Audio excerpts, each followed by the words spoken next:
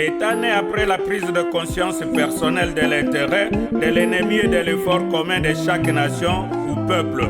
Baeritaka l'État te, to divorçate, to balana pete.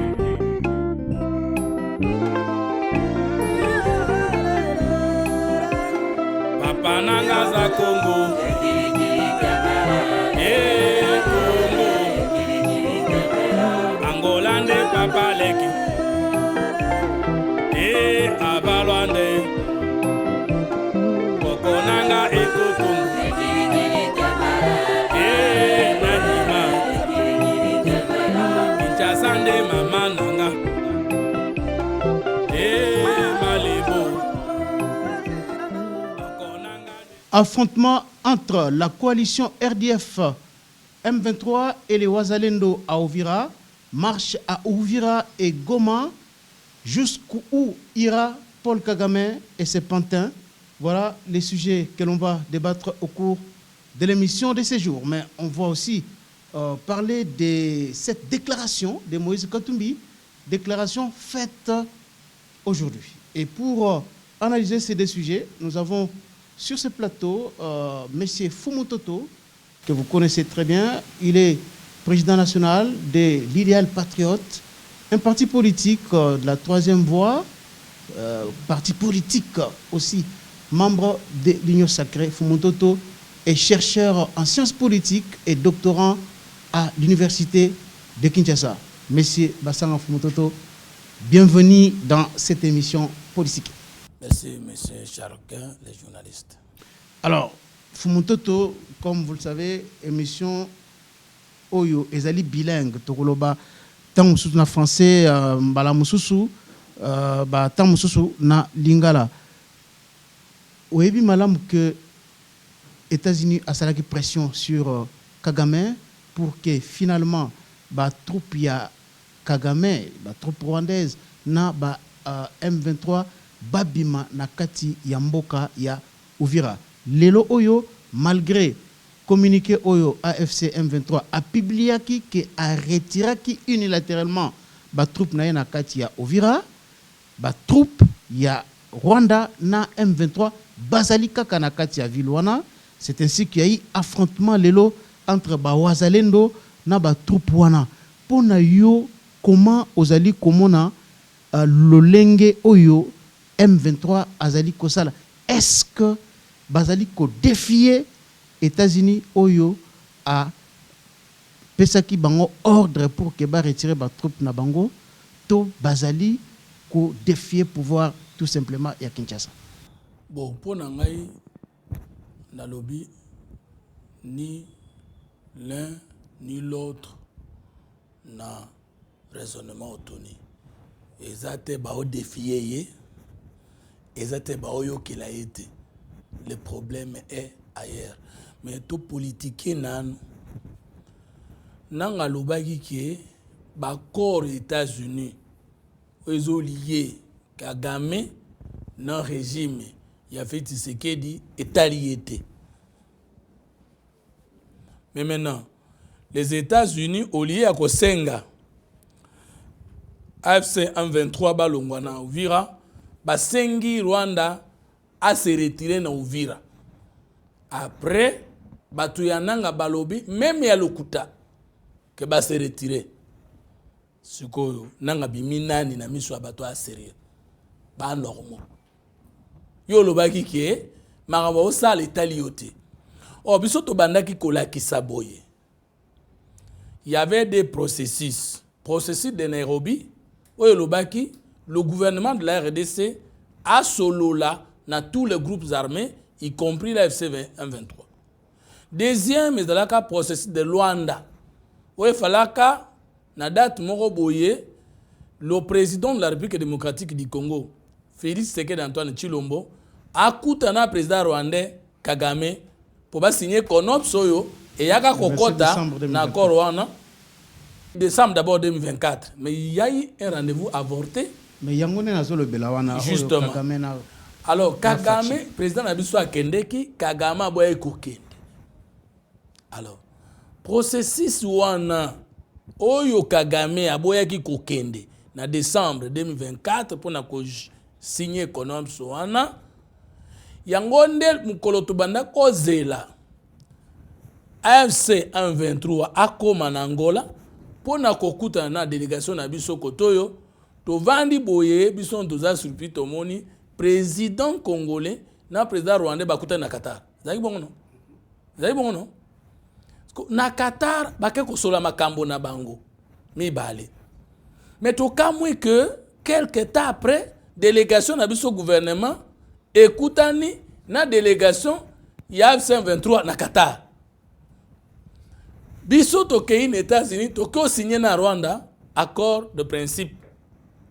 AFC M23 a lobby etali été mais tant que signé accord de principe na accord cadre yé na gouvernement alors balobi sous kuna na paragraphe ya misato avant la fin ba négociation entre l'AFC M23 et Kolanda et le gouvernement de Kinshasa et Kolanda logique et accord de Washington nanga bo signé ndé na Qatar molobi Kolanda logique et accord à Washington neni yoko baluka suko loba makambo Washington etali yote bo makambo wa Washington etali yote yopo kendeki na biso le 4 ya décembre 2025 ko signé les États-Unis ndenge ni États-Unis ayebisi nde Kagame longwa na Uvira yo lio loba Kagame longwa na compte na ye ngana tikali po makambo Kagame etalinga ite yo komoloba na longwe ya lobi ki balongwe sur demande ya médiation américaine ndenge AFC M23 médiation américaine senga ki Kagame longola ba troupe na Uvira yo za muta Kagame te olongwe ndenge ni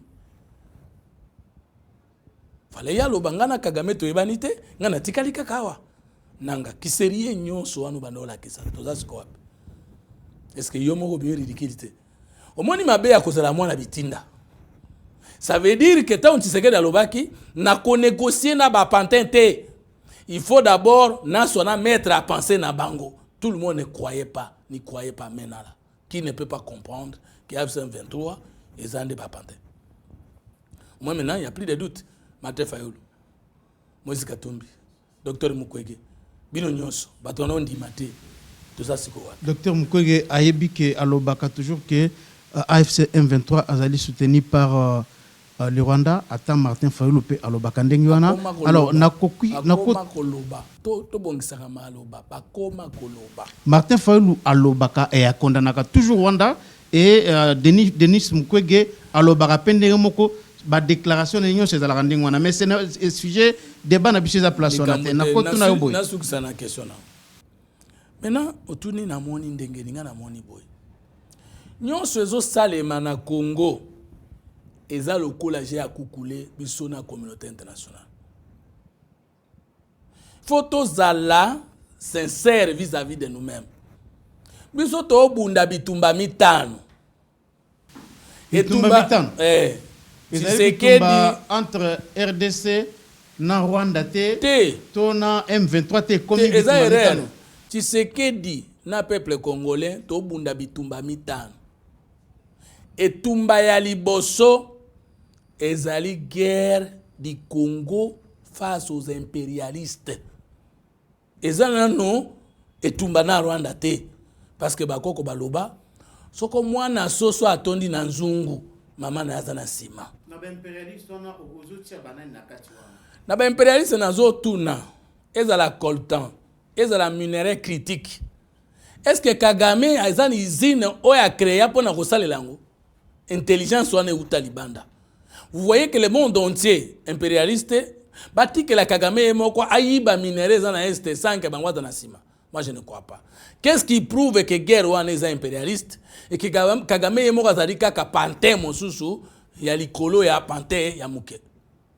Ezali indifférence ya communauté internationale pendant c'est un peu vague ozotia banani na kati wana bamboka nini ozotia na kati wana oyo lobiki peut-être contre ba impérialiste question nous na loba clair tozana classification internationale poto ba communauté internationale to loba bongo bokanisa te que opinion internationale za bamboka ebele opinion internationale za position États-Unis ya Grande-Bretagne ya France Chine kuto akota kana ye na opinion internationale te yé asala ka ba action internationale mais La Chine n'anime pas l'opinion internationale. La Chine se prépare seulement à être seulement une force économique. Et finalement, militaire, ce qu'on s'est au moins, il y a des millions. La Russie pété. Russie a côté une opinion internationale comme telle. Donc, il y a une communauté internationale, d'accord, c'est la Grande-Bretagne. Déjà 3 pays. Non, d'abord les États-Unis, la Grande-Bretagne et la France. Belgique, il y a quoi animé. L'opinion internationale dans tout le pays. Alors, na bango nyonso koko na bango aux États-Unis. Koko na bango. Donc, yé. Soki bato baza sima na Kagame na sima. Kobanda, kobanza makambo ebelete. Parce que les États-Unis à cause de la ndenge mibale. Soit ba officiel bango moko, soit na nzela ba entreprise na bango. Na kope ce exemple. AFC M23 a poussana ki na walikale. Lokola ba intérêt américain ils na walikale. Nyataki makolo. Ben c'est petit, c'est. Mais tu as vu que Bazala qui peut repousser na FRDC, FRDC peut abokaka pe ba pont ebelé, ba bombarda kapé avion moko ya ba rebelle o yakati na walikale ezali pe lolenge. Bon question na mona répondre zate. Donc betinga question na mona répondre zate pour makamna ngana lobengeza mabe. Te okoko lobana yo mais te rappeler pe que te rappeler ba fait. Okoye bisanga depuis bitumbo e bandisi ka ba bombarder ndako ba américain. Na FCM 23. Donc, au moins, les États-Unis sont à l'ingapekisa Kagame. Toi, côté la biso. Bon, quand ils attendent que le monde qu'il faut bas militaire américain bas côté un avion bas au Kufa na Congo non. Malobana bango sincère bébé Kagame. Qui m'a côté na c'est ambeto lala akolala. Ah vous savez. Il a quel moyen technologique, militaire, culturel, économique, historique ya kubundana les États-Unis.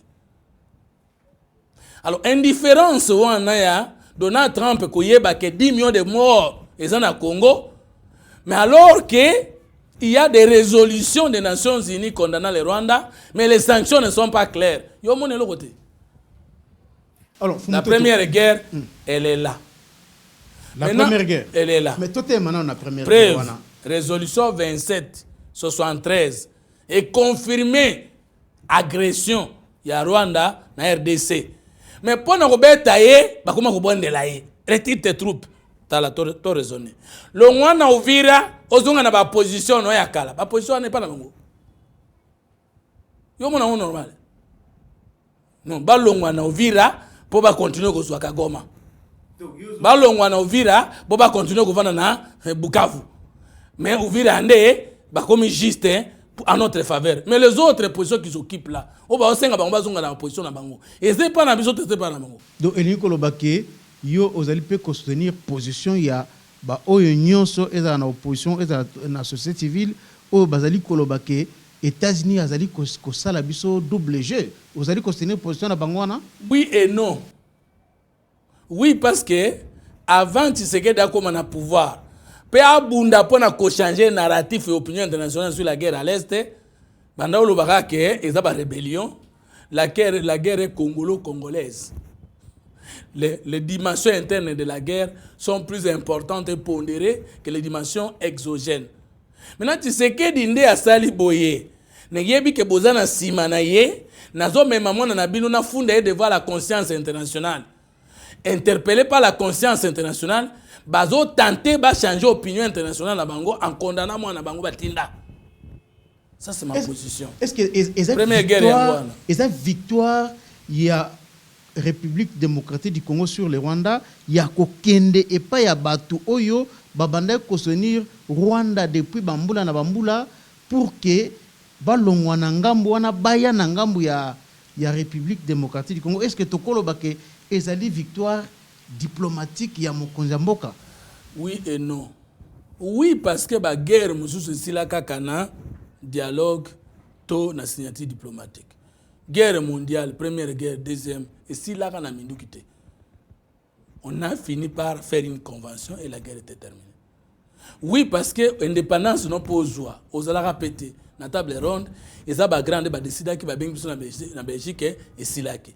Oui parce que bazalaki na Uvira biso tolongola ibangote mais tango bakolo mokili na bango bolongwa même si nous disons balongwe na noté mais décision na bango ezalaki vendre wana te quand ils arrivent à Uvira leur décision était de faire quoi Et c'est là qu'il peut pas mater Kalemi, bakenda hier. Maintenant, est-ce qu'ils peuvent oser dire, tozu Kalemi ba otuna bango, na bakolo mokili, oui, to de tsanga kibino soki ya solo, bolongwa na Uvira, bokomi Kalemi ndenge nini? Même s'ils disent, to se retirer dans noté, mais est-ce que bakoza na ba arme visible na Uvira? On ne peut pas dire que le front diplomatique est inutile. Parce que oya tinda kiye, pona koboma yo, tokoki pe koyoka na ye pona koboma ye moko mutu batindaki. Parce que nana tindaki nani Kadhafi po alongola roi azalaki nani mutu azalaki liboso akosa ba libyen ke na oti a ordre. Et ça bango benana bomaki. Donc on ne peut pas reprocher Tshisekedi de bien amorcer le front diplomatique parce que yangonde esika minduke eutaka yangonde esika dictat eutaka poko kikoloba te koza pays du tiers monde lokola na armée na ngai na tina ba puissate omikosi armée na ezana niveau ya kobunda na bango te s'ils veulent t'imposer les choses bakozo atambwa na ndako na assurer pas bomio. Donc le front diplomatique est louable.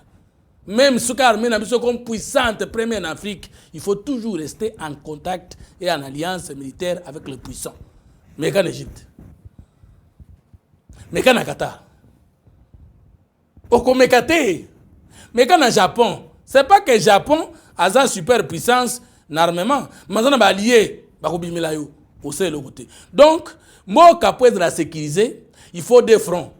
Le front externe qui est diplomatique et le front interne qui est politique, militaire, économique. Mais maintenant, ce côté est un front militaire, pardon, diplomatique, et que front militaire, front administratif, front de la cohésion conscience nationale, exacté, en tout moment que l'opinion internationale, pas les impérialistes, veulent régler un compte chez toi, parce que la diplomatie est une maison d'armes dans laquelle les États se blessent en blaguant. Ils sont pour toi. Entre-temps, ils ont des ennemis parce que l'intérêt est divergent. Ils ont des amis parce que l'intérêt est yokani. Donc, nous n'avons pas non plus le temps de dire tous les gens américains, tous les gens front diplomatique, ils ont bien occupé l'armée na bisoté. Et distraction, toi, ils se sont retirés d'Uvira. Vrai ou faux? C'est à nous de nous équiper fortement sur le plan militaire et de prendre position au cas où le gouvernement congolais a lobby que s'est retiré. Le président de la République a dit même la même chose lors du sommet au Salamaki dimanche, sommet à Kampala. Et l'élo oyo affrontement et Salemi na Uvira entre Bawazalendo na Rwandais, troupes rwandaises na M23. Alors, Fumutoto, il y a une déclaration, il y a Moïse Katumbi, Oyo, justement par rapport à Makambu Oyo, et Tali Bozongi à Kimia na Est, il y a République démocratique du Congo, pour naïe à lobby boy, na tanga extrait, il y a déclaration Oyo Moïse Katumbi à Sali Lelo. À lobby face na otanga extrait seulement, na otanga nyon c'était pour eza momoulaï.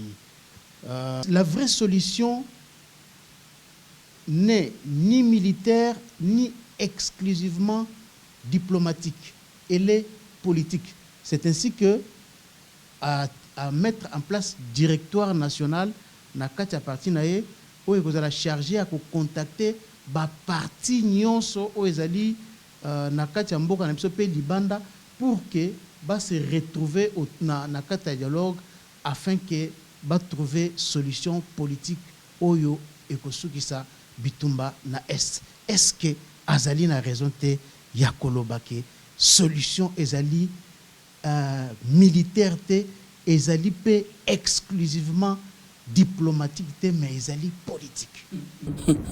Na ce qui menace ça. Guerre liboso na utoloba. Guerre mibale, il y a agression rwandaise, il y a le Rwanda chez nous. Et ça ne date pas d'aujourd'hui. 30 ans, 3 décennies. Preuve, résolution 2773, il y a les Nations Unies. Troisième guerre, il y a Kagame. Nous n'avons pas de rébellion créée chez lui. Même les gens qui lui prétendent que Biso Tobundi c'est un Nzela, na bango, basé par la Biso, en train aussi de nous tuer nous-mêmes. les FDLR. Mais lui, tout en état agresseur, est aussi rebelle au Congo. Yemoko batindaka yemoko agressaka biso, yemoko rebelle. Tout nanga za rebelle ndenge nini. Azala ba Congolais bandimaka atindaka kobomaka baninga ba Congolais. Biso zana ba Rwandais te bandimaka totindaka baboma baninga na bango ba Rwandais. Est-ce que ça peut biso to utiliser pe ba Rwanda ngote? Wana yebite. Mais nazo kama pona itoko sala ngote. Ah ozo kama. Nazo kama. Po to kosa pe rebelle bo maye kuna eza problème te. Po yazo koma biso. Mais to ko sala te to lingo sala te so bonzambe. Maka mwanzambe. To ko lobela ngo le mission mususu. So ko za molimo akuboma te se ko poza na molimo nzambe te. Nzamba alimbisaka te. Ndamba bomaka. Mais ba Congolais basambelaka me babomaka te. Mais bayebi ke teke nzambe moko abomaka mabe. Tukozongela. Quatrième guerre. Kagame azana ba militaire na ye, ba généraux na ye, ba colonel na ye, ba major na ye. Oyo atia wan infiltration, ya brassage, mixage. Même soka atindi rébellion te akosa la biso maba parti ya ba institution. Biso tout ça na ba infiltré te à ma mémoire na ba institution totale ya Rwanda. 4 guerres. 5e guerre. Certains moutons noirs de l'Union sacrée qui sont les vrais ennemis de Tshisekedi de l'intérieur, qui ont juré que jamais Bako Sungaye a réussi le régime Basala. Pour preuve, vous connaissez Mboka Lobini. Corruption est présente dans tous les secteurs de la vie. Ce qu'on a à permettre la corruption en école, opposant, majorité à l'objet de pouvoir, majorité en bout de karaté. Voilà, ces moutons noirs là, ce que tu l'ongoli bangote, en dehors de salam salam alam. Guerre mitano wana. Ndeti sekela zobunda. Maintenant on répond à la question là. Mon eloko nazo sala émission politique ezala. Bandeko. Soki Kabila Joseph, Moïse Katumbi, Docteur Mukwege na longola nano. Le point na longoli ko banga. Soki bataki ba idée bien, il y a politique à ma case, soba yebaki art politique pour ne pas parler de science politique parce que tout acteur politique n'est pas obligé de faire des sciences politiques. Ce qui veut dire la vision, projet de société, mission à malam. Parce qu'il faut savoir que dans le Congo, depuis 1960 jusqu'à présent, nous avons plus eu de camps politiques et de voix politiques. Le peuple ne sait pas à quoi les parce qu'il y a plus de camps politiques et de voix politiques. Des journalistes. Mutu moko talingai ko kende ko simba mundu ki pona ko bengana mutu na pouvoir. Parce que le peuple est conscient est l'arme la plus dure et redoutable dans la politique. Il faut batu baye bakolongwa na péché politique. Yo kanano na bangi mo ninga ke yingeza la connerie mais na longoli yango. Le fait que les situations militaires mais c'est grave. Il ne connaît même pas la définition de la politique. La politique se définit comme la superstructure sociale, pas comme science politique, comme fait. Donc on ne peut pas opposer les solutions politiques et les solutions militaires. On ne peut pas opposer les solutions diplomatiques et les solutions politiques. C'est très grave. Mais bah professeur en droit, bazakuna. Bah professeur en sciences politiques, bazakuna. Au moins ici en sa conscience n'est que l'une de l'âme. La diplomatie est définie comme quoi? La diplomatie est une partie intégrante de la politique étrangère d'un État. Oui ou non? Comment vous pouvez dire que vous allez opposer les solutions militaires et les solutions politiques? Mais l'armée elle-même fait partie des secteurs de souveraineté nationale qui sont politiques de première nécessité. Les chefs de l'État gèrent les agrégats d'un État. Et parmi les agrégats, c'est quoi? C'est la justice, c'est la défense. Mais il y a des gens qui armée na biso jusque là ils ont parvenir te ko bunda. C'est pas l'armée. Et loko mi balé na ba organisation ebele to ba mboka mipaya bazali kosenga toujours dialogue. Nazokoma mais est-ce que yokinga est bien? Ce n'est pas notre armée qui pose problème, c'est notre politique de la défense qui pose problème. L'armée n'a jamais gagné la guerre sans la politique. Et d'ailleurs l'armée n'existe pas sans la politique. quelle est l'armée qui a fait la guerre seule? Ça, la décision politique qu'il a gagnée. Même l'armée américaine, s'il n'y a pas une bonne politique de défense, et ça est le côté. Tu as suivi les images qui sont passées dans les réseaux sociaux à Poutine. À quel hôtel la soda? Allez na bango biloko baolia. Si mananga zui kiti moko ami vandisi. Quel est le message symbolique qu'il fait passer? Ngai na soda na ngato amutu moko so beti obetinga. Tango obetanga te obetranga ite. Non. Tout raisonner nga na yo awa. MONUSCO azalaki na nord Nancy di Kivu. Est-ce que koyaki? MONUSCO a longwe ekwe. Jean-Pierre Bemba azalaki na défense. Gome koyaki na tango na ye. Oui. Oya kitani ye Bukavu koyi na tango na ye. Pourquoi ça continue? Est-ce que faute ezana ba soda to na ba décision politique? Moi je dis qu'aucune armée n'a pu gagner la guerre si sa politique ne va pas gagner la guerre. Donc Moïse Katumbi a tort d'opposer les solutions militaires et diplomatiques aux solutions politiques. Parce que la diplomatie, c'est quoi? C'est la manière habituelle de porter la politique nationale en dehors des frontières. C'est ça qu'on appelle la diplomatie. C'est-à-dire la prolongation de la politique nationale en dehors de ses frontières. Comment il peut opposer les fonctions militaires et les fonctions diplomatiques? Autrement, moi, c'est que ministre des Affaires étrangères a la politique. A la politique. Bon, affaires étrangères, c'est la politique. Donc, maintenant, je réponds à votre question. Moi, c'est Katumbi. N'a tout n'a bien question pour répondre, beaucoup répondre. Guerre est la guerre des minéraux qui crée l'insécurité sociale et politique. Maintenant, comment sans qu'aussi la nana batu oyo bazotinda minduki na este po baboto la bison kita soki toyokani batiki bakotika ndenge nini? Bongo na 30 ans de décennie à guerre toyokana te. Depuis ce soir jusqu'à présent, nous avons fait plus de 47 dialogues. L'émission prochaine tokoya na yango.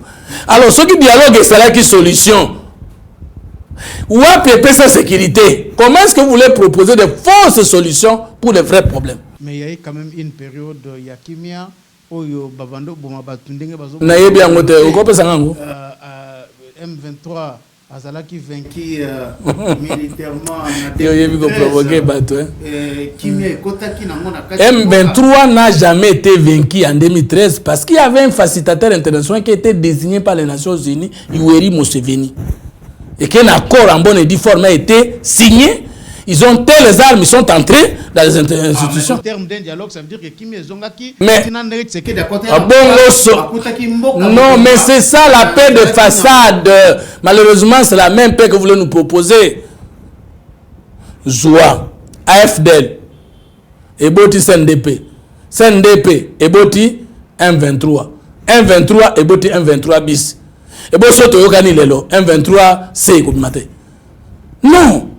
Schéma ya dialogue etikala kozala malamu pona Congo te.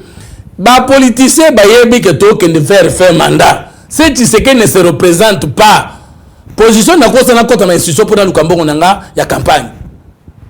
Parce qu'on ne peut pas comprendre. Bo yebi ke Tshisekedi za mabe. Bo kene na dialogue bo so la makambo se bongi. Donc le problème d'homme ne se pose plus, le problème de Kiti ne se pose plus. Balamoko makambo se bongi. Est-ce que vous pouvez nous expliquer ça sera comment? Comment est-ce qu'un dialogue peut mettre fin à tout? Comment est-ce qu'un dialogue peut que ça Kagame continue au Congo so karmé zate? Ah mais Olandaki ba prêtre catholique oyo balobaki madame que ba cause profonde oyo ezali kosala ke bitumba ezonga à maintes reprises na mboka na biso et kozala kaka résolu soki ba congolais nyonso bakutani ba yokani nde bako ote prétexte wana na mongona ya mboka na biso. Non mais c'est ça. Na question. La Bible dit ceci: qui tue par l'épée périra par l'épée. Apocalypse 10, 13 dit c'est lobby. Si quelqu'un tue par l'épée, lui-même mourra de cette manière-là. Comment expliquer batoana souba qui ba prêtre ya solo bande kwa Yesu? Yesu mutu balinga ba boma lobby remet ton épée. Qui tue par l'épée périra par l'épée. Parce que bango pona nini depuis que Kagame boma bato na Congo na bananga na non bango ba telema na kate. ba proposer un dialogue. Mais les Congolais qui meurent là, na dialogue na bino ba kozala, nga na boy dialogue té. Parce que cohésion nationale fait ça. Article 63 de la Constitution. Nga na boy dialogue té parce que le président n'a plus que le symbole de l'unité nationale. Nga na boy dialogue té parce que cohésion nationale pendant la guerre est exigée. Mais na touni, est-ce que c'est une solution pour une guerre économique? Je dis non. Merci beaucoup Fumutoto. Otikoloba awa opesi verset moko na kati ya Bible o elobi ke qui tue par l'épée périra par l'épée et par là ozali koloba ke ba prêtre bazali ko condamné te o yazali ko tué par l'épée entre autres Paul Kagame. Est-ce que za musala ba prêtre ya ko condamné to ya ko sangisa batu oyo bazo kanate pour que baluka kimia? Musala ya prêtre ezali nini? Musala prêtre ezali ko contrôler comportement ba homme politique te. Musala prêtre ezali ko perpétrer évangile ya grâce ya bolimbis o yeso ya kilango. C'est ça non? Mais na peso Matthieu 26 verset 52. Si que c'était à l'occasion de quoi? Batu baye na bambeli na banjete ko boma Yesu. Mais Pierre abandé koyeba ke makambo nde kolo na bisa zo kende boye suka chimvunde ko zala un jour. Azalaki ne pe na ye na kati. Abimisa ngo akokufa boyete. Celui qui veut mourir par l'épée des méchants lobina Pierre, remets ton épée. So que zaki bitumba ozongisa na ngina benga ebele tuluku na banjuru ba ya kusunga ngai.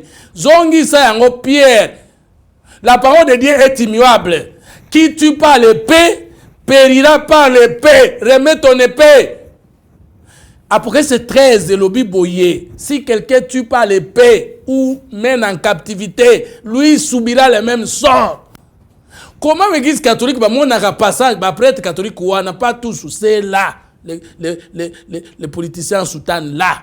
Pourquoi pas mon passage ou en a té? N'engeni ni bakenda kobonde la ka ba tuer des Congolais. Pourquoi est-ce qu'ils ne condamnent jamais Kagame et tous ceux qui ont pris les armes et qui ont tué les Congolais, même les tueurs des Congolais qui sont à l'Union sacrée? Ils mourront de cette manière-là. Parce que ce qu'on a, Genèse chapitre 9, Nzambazo bada mutuboye. Ce qu'on mutu abomi moto, yo nyama, motokolia yo. Mais ce qu'on dit que yo sopi makilana, na kosenga o makilana.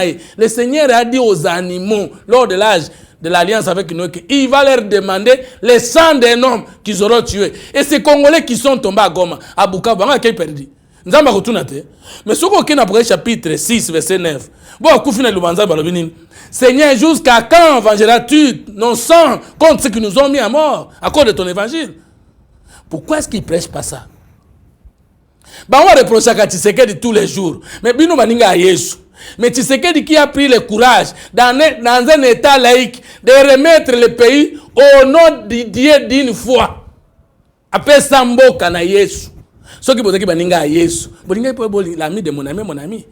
Et pour nani bino baninga à Yesu, bo soutenir le président Tapesi parce qu'en principe dans un pays laïque, on ne peut pas élever une religion ou une foi. Mais le chef de l'État a pris le courage de le faire. Bah, on va reprocher à Tshisekedi. Il y a tout le monde qui sont mis balé. Article 69 de la Constitution lobby, le président de la République est le seul symbole de l'unité nationale. Ce qui va tout ça, la Constitution, va changer. En quelle qualité une église, alors que nous sommes dans un État laïque, dirait sa politique, a proposé un projet de société et convoquer un dialogue, aller voir les officiers de la sous-région et même de la France pour convoquer un dialogue.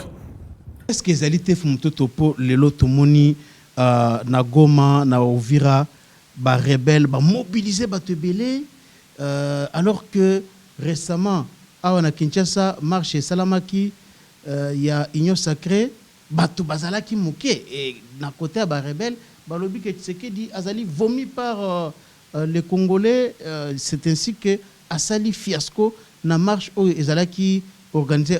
N'est-ce pas à cause de ça peut-être que basango bazali tango bazotala lolenge au peuple azali ko porter ba rebelle na lolenge makambo ezali ko sala makoto yo nde bazolinga batu bakutana batu nyonso bakutana autour d'une table pour baluka kimia. Bible lobby n'appelle personne Seigneur car l'un seul est votre Seigneur mais bango azaba mes Seigneur. Mais Bible pekisi biso ko benga mutu mon Seigneur parce que un Seigneur moko Jésus-Christ. Romains 13 lobby que toute âme soit soumise aux autorités qui sont au-dessus d'elle. Car il n'y a pas d'autorité qui ne viennent pas de Dieu. Il y a Tshisekedi uta na nzambe te. Parce que ba ndi maka autorité ya Kagame na ya nanga kasi ya Tshisekedi. 2. Papa.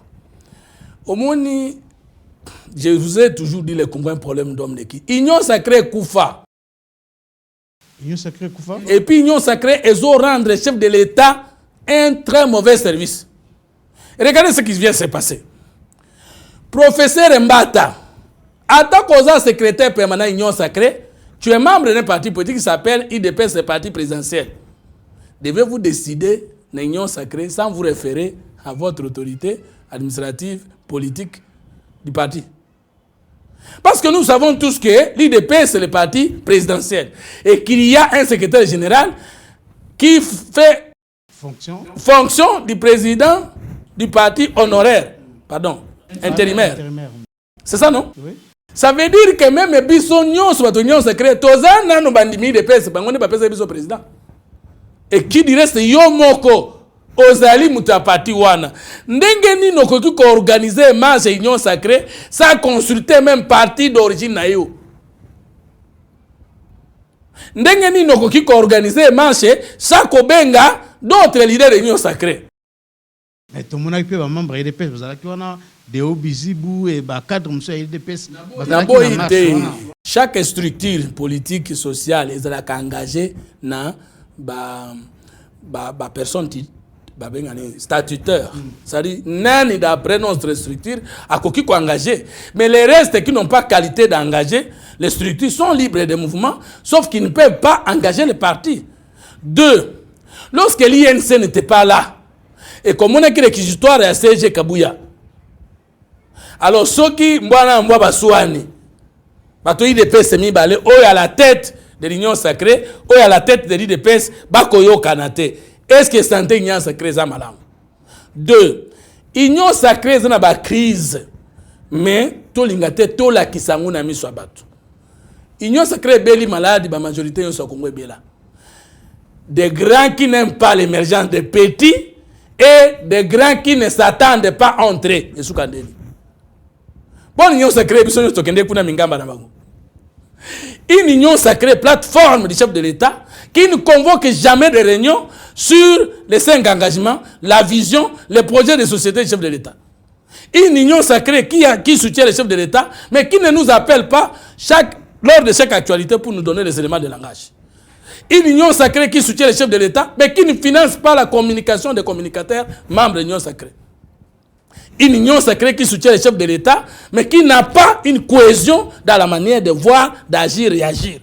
Une union sacrée qui va aller comme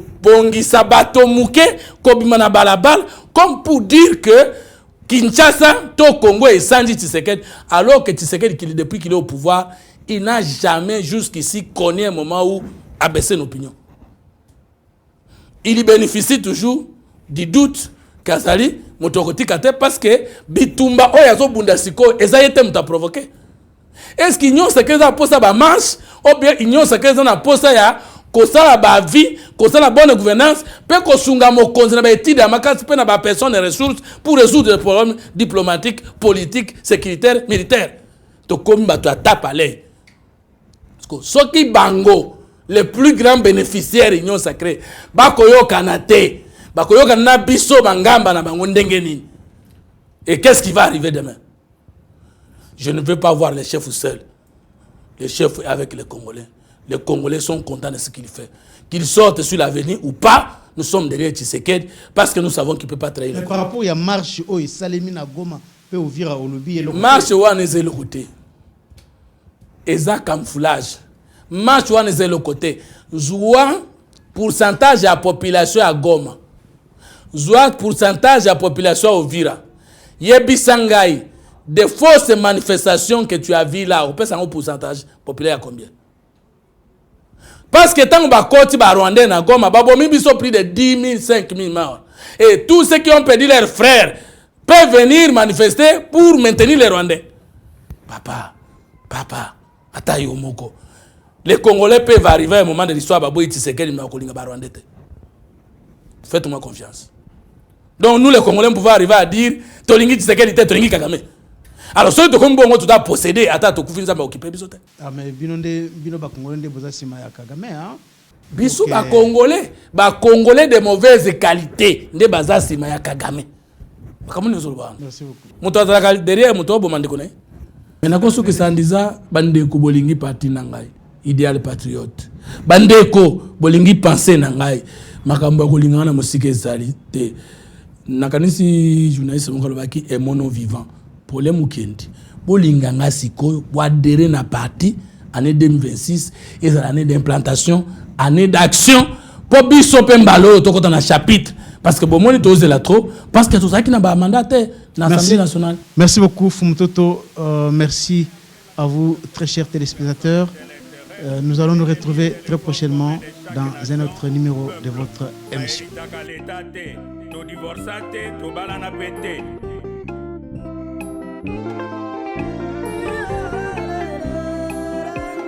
Papa nanga za Congo